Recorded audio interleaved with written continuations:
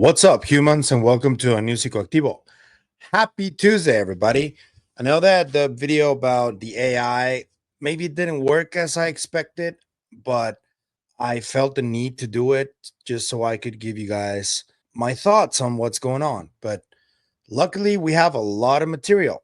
And today, something happened that I wanted for it to happen for a long time because I don't know if you guys are like me. I've been a Y Files fan for a long time, at least 3 years or so.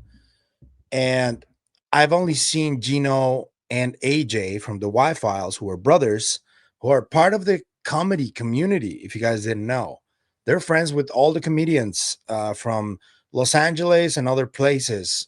And Gino has a really good relationship with Joe Rogan.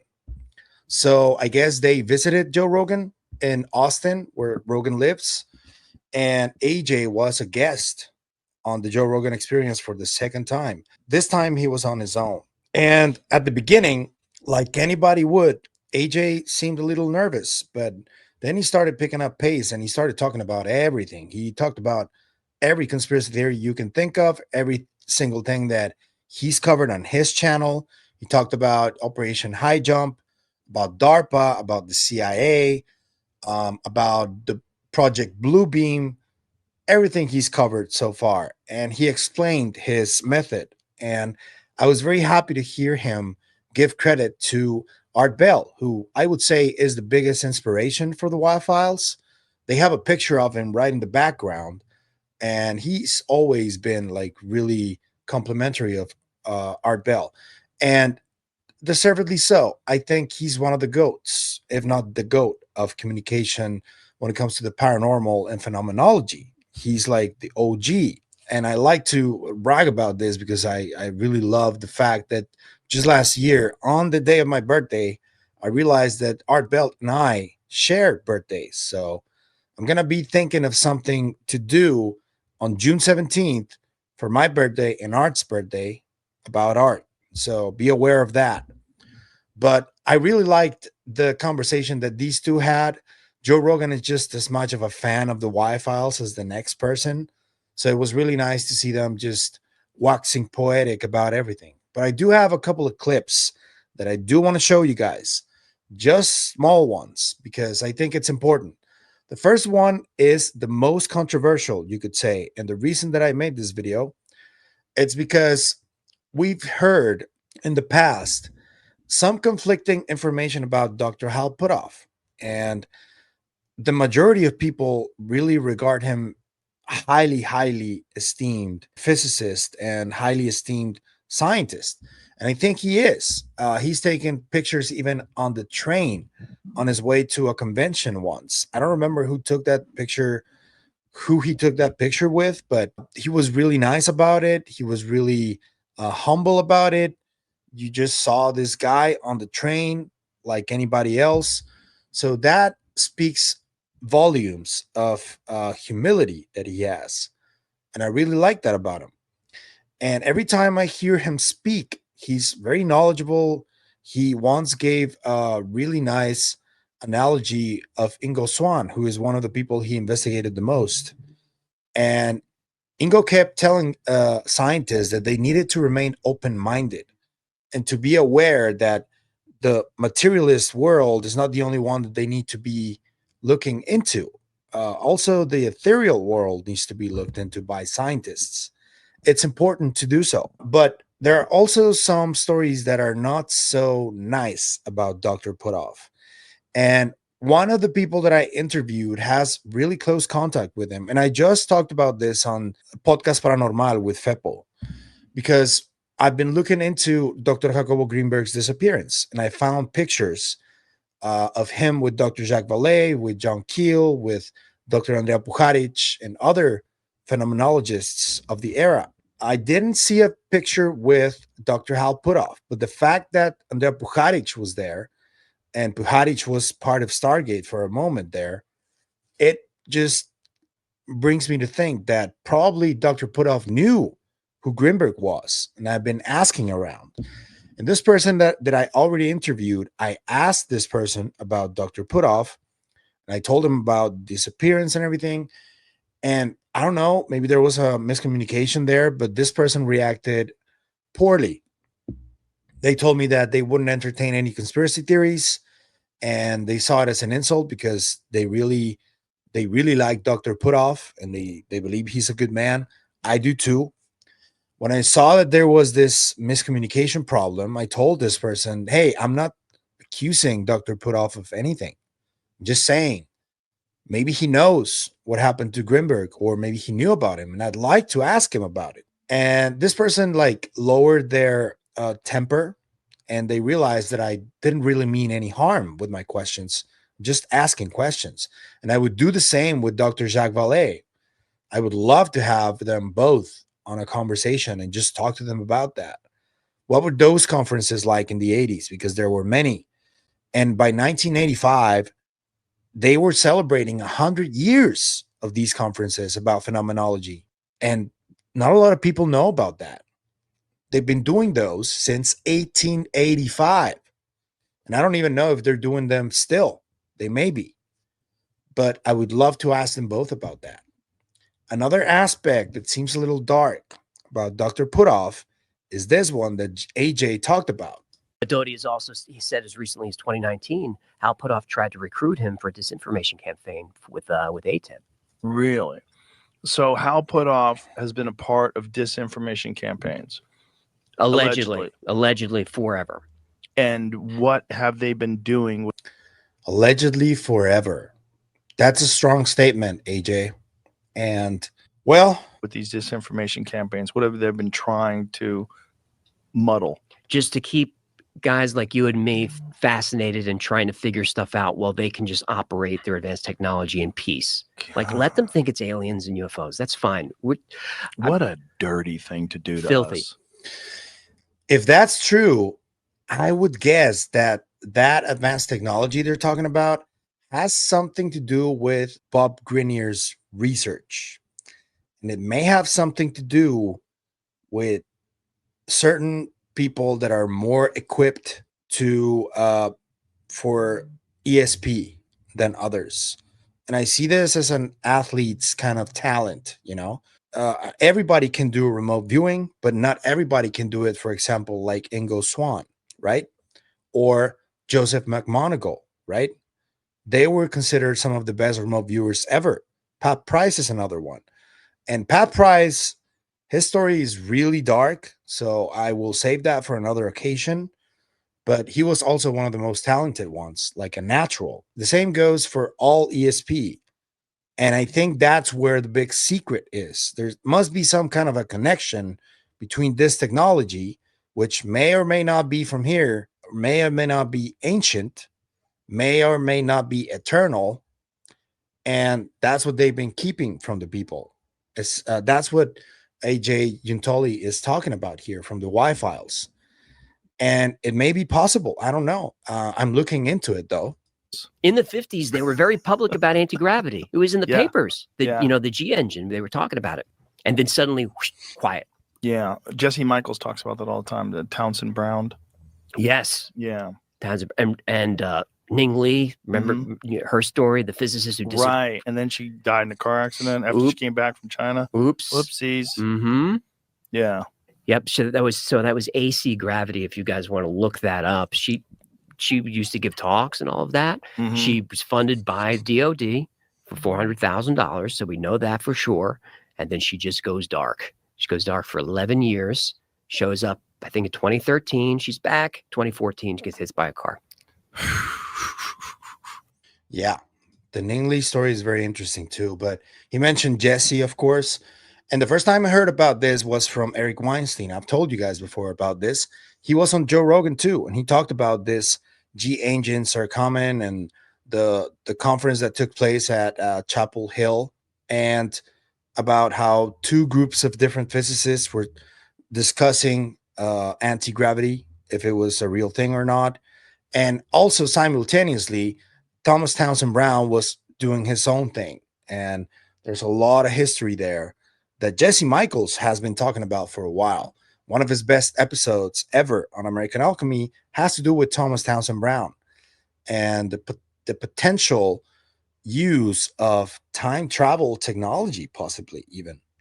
We don't know for sure, but there sure is a lot of smoke, as they say.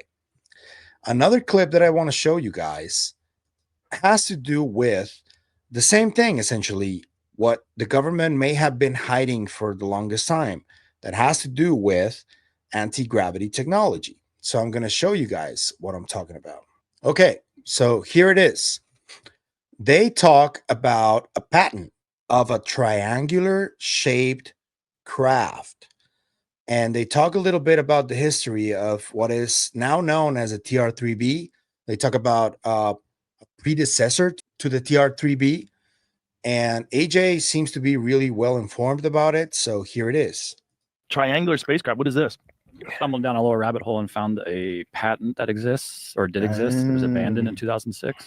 This could be the, I forget the Look at title. this. The SR, was it 7RB? There's a T3B. So this is like the 3B. ones that they always see, like the Phoenix lights and that one. So it says a spacecraft having a triangular hull with vertical electrostatic line charges on each corner that produce a horizontal electric field parallel to the sides of the hull. This field interacting with a plane wave emitted by antennas on the side of the hull generates a force per volume combining both lift and propulsion. What? It Wow. gives all the math, but like, I don't know how What? to do this math. And if someone, We need to get Eric here. if someone can look at it and be like, that's not real. Get Eric Weinstein to like do that math. It hasn't for been us. made, obviously, or that we know of. has. I'm Jamie. And I'm surprised it's not classified. There's other, according to this article, that's where I found it. There's what it was about the T3B thing. Right. So that's a real experimental aircraft. Does America have a reverse engineered UFO? Whoa. So this goes back to 1991 with Desert Storm. There's reports of what they called a TR-3A, which looks a lot like what the stealth bomber kind of is, Yeah. but also Whoa. no confirmed. TR-3B is said to be like nothing we've seen before.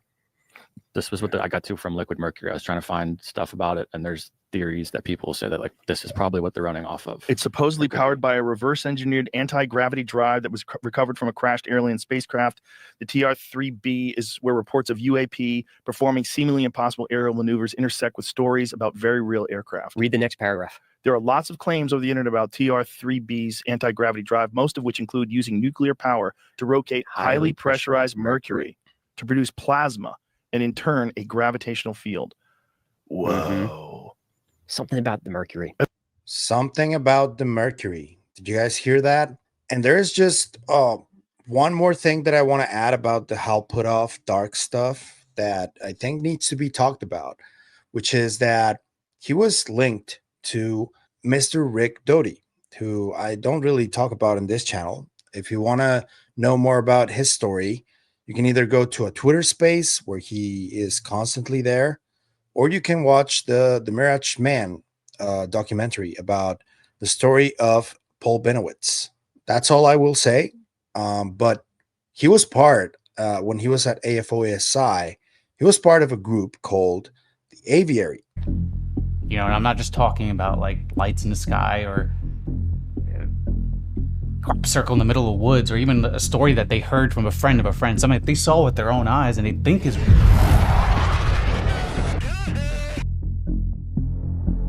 My buddy at work, he loves talking about UFOs. The objects that are being seen by commercial pilots are performing maneuvers that are unexplainable due to our current understanding of our technology. Is there any indication that these UAPs could be essentially collecting reconnaissance? Are you aware of any of our enemies that have that capability? You know what he told me? He told me that the government will actually feed journalists fake stories on purpose, and then later they'll expose them, so they all look like frauds and nut jobs, and you can't trust anybody about anything. It's crazy, right? There's a whole team dedicated to it. What did he say they were called? The Aviation Group or something? No, the Aviary. What's that?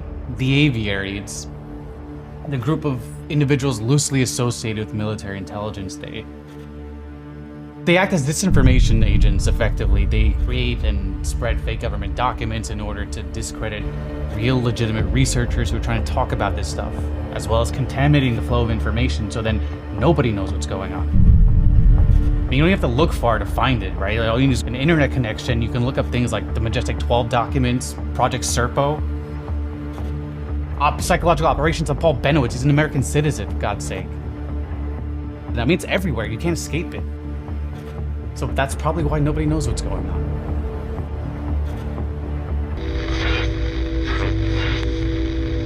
And Dr. Putoff was part of that group alongside Rich Doty. They do have a history, so it's only natural for people to think that maybe he was also part of the disinformation campaigns alongside Doty. So it is controversial because everybody loves Dr. Putoff, and I also think that he's a good man, but this is something that perhaps needs to be addressed. I wouldn't ask him about that, honestly, because I want to ask him other hard questions about Jacobo. But that's the reason that I think AJ said he has always been part of disinformation campaigns, which is a strong statement. You can't deny that. And also the TR3B, this is something that we have to address too, because Joe Rogan was shown a video by Tom DeLonge back in 2017 in October. And this is just before the New York Times article came out, and Tom DeLonge teased that this article was coming out. And he showed one of these videos, and suspiciously right after that, Tom DeLonge stopped doing public appearances. He really dialed it down on what he was talking about. And he's never been that open as he was prior to the 2017 appearance on Joe Rogan. He was constantly on Coast to Coast, on other podcasts too, talking about everything, like the old gods and TR3Bs and everything he could talk about. And essentially everything he wrote on his books, that's what he was talking about. And I just find it really funny. I know that video, I think it was already debunked. Maybe it wasn't. But the fact of the matter is that Tom DeLonge, who eventually was proven that he was telling the truth, did show that video to Joe Rogan about the TR3B. I believe that he said that sighting was in Paris, if I'm not mistaken. But ain't that funny? You guys got to check out the entire episode. I thought it was really cool. I love that AJ was there with Joe finally and getting his flowers as he should be. In my opinion, he's at the top of the content creators of these topics. He does debunk pretty much everything though, although he and I agree that the moon is weird. And I've just been reading Penetration by Ingo Swann, and yeah, the moon is effing weird. But yeah, he's always very clear about that. He produces Hollywood level documentaries essentially about all the topics that we've heard about, weird stuff, cryptids, UFOs, ancient civilizations, everything. And then he does like a debunking exercise at the end. That's his format. But he's always very clear about this, and that's where he quotes Art Bell, where he says Art Bell always listened to everyone and he never judged. And even though maybe sometimes he didn't believe, he was always there listening. And that is something that AJ has done tremendously well, in my opinion. So kudos to AJ. Thank you for being part of my day-to-day, because you guys are awesome. I'm going to leave a link in the description for everything. Let me know what you think about the statements he made about Dr. Putoff, which were controversial. What do you think about all that? And let me know what you think about what they discussed on the patents of the TR3B. What do you think about them? Do you think this is actually real, the black triangle TR3B? Let me know. If you like the content you see, I'm going to ask you to like, share, comment, subscribe, and hit the bell icon so you can get notified when new video drops. That doesn't cost you anything. It only takes a few seconds, and it is what helps the channel the most. So thank you for that. But if you want to support the channel in any other way, I'm going to leave you a few links in the description. You can also become a member if you want, or you can support us through KGRA. Anything you choose to do is always appreciated. So thank you so much. But that's it for me today on this video. I'll see you guys in the next one. Remember, stay curious and inquisitive. Always. Bye.